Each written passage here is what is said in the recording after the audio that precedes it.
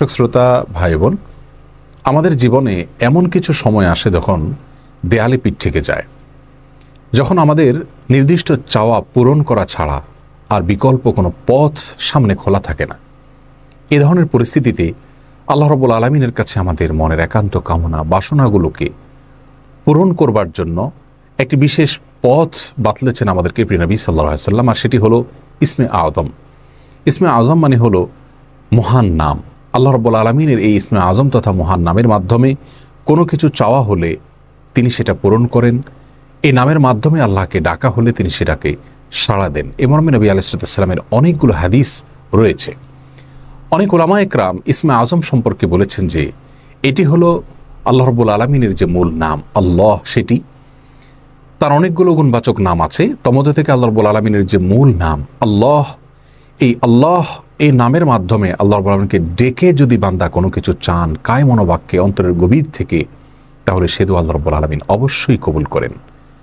এজন্য কোনো কিছু আল্লাহ রাব্বুল আলামিনের কাছে চাওয়ার আগে যদি আল্লাহ বলে ডেকে ভালোবাসা থেকে, আস্থা থেকে, ভরসা থেকে, কায় মনোবাক্যে দীনতাহীনতার সাথে আল্লাহকে ডেকে যদি কেউ দোয়া করেন, তাহলে সে দোয়া আল্লাহ রাব্বুল আলামিন ফিরিয়ে দেন না। ইসমে আযম সম্পর্কে আরও নির্দিষ্ট করে আমরা নবী আলাইহিস সালামের যে হাদিসটি দেখতে পাই, সেটি তিরমিজিতে বর্ণিত হয়েছে, আরও বিভিন্ন হাদিসের কিতাবে বর্ণিত হয়েছে। সে হাদিস সম্পর্কে বিশ্ববিখ্যাত হাদিসবিদ হাফিজ ইবনে হাজার আল আসকালানী রাহিমাহুল্লাহ ফাতহুল বারীতে লিখেছেন যে ইসমে আযম সম্পর্কে সবচেয়ে বিশুদ্ধতম হাদিস হলো এটি।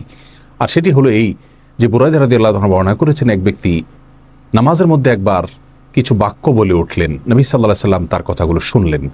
তিনি বলে উঠলেন, আল্লাহুম্মা ইন্নী আসআলুকা বিআন্নী আশহাদু আন্নাকা আনতাল্লাহ লা ইলাহা ইল্লা আনত আল আহাদুস সামাদ আল্লাযী লাম ইয়ালিদ ওয়া লাম ইউলাদ ওয়া লাম ইয়াকুল লাহু কুফুয়ান আহাদ।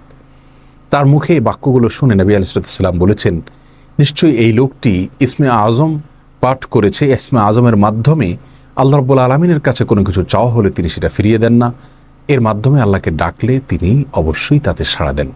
এই হাদিসের ভিত্তিতে অনেক মুহাদ্দিসিন ইকরাম বলেছেন এটি হলো সেই দোয়া যেটাকে ইসমে আযম বলা হয়, যার মাধ্যমে এটি পাঠ করার পর আল্লাহর কাছে কোনো কিছু পেশ করলে সেটাকে অবশ্যই আল্লাহ তাআলা পূরণ করেন।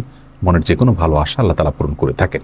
দোয়াটি আবারও বলছি, আল্লাহুম্মা ইন্নী আসআলুকা বিআন্নী আশহাদু আন্নাকা আনতাল্লাহ লা ইলাহা ইল্লা আনত আল আহাদুস সামাদ আল্লাযী লাম ইয়ালিদ ওয়া লাম ইউলাদ ওয়া লাম ইয়াকুল লাহু কুফুয়ান আহাদ। যার অর্থ হলো, হে আল্লাহ, আমি আপনার কাছে প্রার্থনা করছি এই মর্মে যে, এই জন্য যে, এই ভিত্তিতে যে আমি সাক্ষ্য দেই আপনি আল্লাহ, আপনি ছাড়া সত্যিকারের কোনো মাবুদ নেই, আপনি কারো মুখাপেক্ষী নন, আপনি একক, এবং আপনি কাউকে জন্ম দেননি, আপনাকেও কেউ জন্ম দেয়নি, এবং আপনার সমকক্ষ আর কেউ হতে পারে না। এই বাক্যগুলো পাঠ করে আল্লাহর বড়ের কাছে কোনো চাওয়া পেশ করলে তিনি অবশ্যই সেটি পূরণ করেন। কেউ যদি অত্যন্ত সংক্ষেপে ইসমে আযমের মাধ্যমে দোয়া করতে চান, তাহলে তিনি আল্লাহ রাব্বুল আলামিনের প্রতি আন্তরিকতা, ভালোবাসা, শ্রদ্ধা, বিশ্বাস, ভক্তি এবং ভরসা রেখে আল্লাহকে ডেকে ডেকে মায়ার সাথে, মমতার সাথে, আল্লাহর অনুগ্রহগুলোর কথা স্মরণ করে আল্লাহকে ডেকে ডেকে তার মনের চাওয়াগুলো পূরণ করবেন। এটা হবে ইসমে আযমের সবচেয়ে ছোট ভার্সন। আর যদি কারোর হাতে সময় থাকে তাহলে তিনি ইসমে আযমের যে দোয়াটি আমরা কথা বলেছি, আল্লাহুম্মা ইন্নী আসআলুকা বিআন্নী আশহাদু আন্নাকা আনতাল্লাহ লা ইলাহা ইল্লা আনত আল আহাদুস সামাদ আল্লাযী লাম ইয়ালিদ ওয়া লাম ইউলাদ ওয়া লাম ইয়াকুল লাহু কুফুয়ান আহাদ। এই দোয়াটা তিনি পাঠ করবেন, করে আল্লাহর কাছে তার চাওয়া পেশ করবেন। জীবনের কঠিন মুহূর্তগুলোতে বিশেষ করে এই ইসমে আযম পাঠ করে আল্লাহর কাছে দোয়া করব, সেটা অবশ্যই আল্লাহ তাআলা কবুল করবেন যদি দোয়ার মৌলিক শর্তগুলো আমরা পূরণ করে থাকি। হালাল বক্ষণ করা, কায় মনোবাক্যে দোয়া করা এবং দোয়ার ক্ষেত্রে আন্তরিকতা এবং ঐকান্তিকতা থাকা, এই বিষয়গুলোকে যদি খেয়াল করে আমরা দোয়া করি, ইনশাআল্লাহ বিইذনিল্লাহ আল্লাহ তাআলা আমাদের সে দোয়া পূরণ করবেন।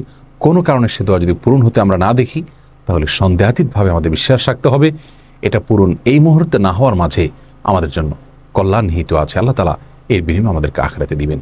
এছাড়াও দোয়া ইউনুসের মাধ্যমে লা ইলাহা ইল্লা আনতা সুবহানাকা ইন্নী কুনতু মিনাজ জালিমিন, এটা পাঠ করেও যদি কেউ দোয়া করেন, তার মাধ্যমে আল্লাহর বর্ণনা দোয়া কবুল করেন। এবং হাদিস বর্ণিত হয়েছে, আল্লাহ তাআলা আমাদের সবাইকে ইসমে আযমের মাধ্যমে আল্লাহর কাছে জীবনের কঠিন মুহূর্তগুলোতে দোয়া পেশ করার তৌফিক দান করুন।